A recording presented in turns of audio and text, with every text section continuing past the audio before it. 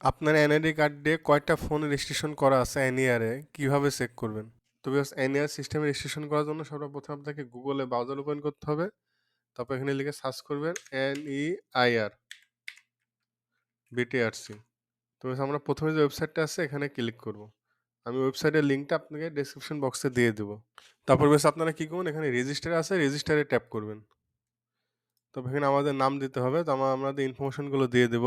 তো ভিউয়ার্স, আমরা আমাদের সকল ইনফরমেশন দিয়ে দিয়েছি। এবার কি করব, রেজিস্টার এখানে ট্যাপ করব। বেশ, তারপর আমাদের ফোনে একটি ওটিপি আসবে, ওটিপিটা এখানে দিয়ে দিতে হবে। তারপর ভেরিফাই এখানে ট্যাপ করতে হবে। এবার আমাদের লগ ইন করতে হবে।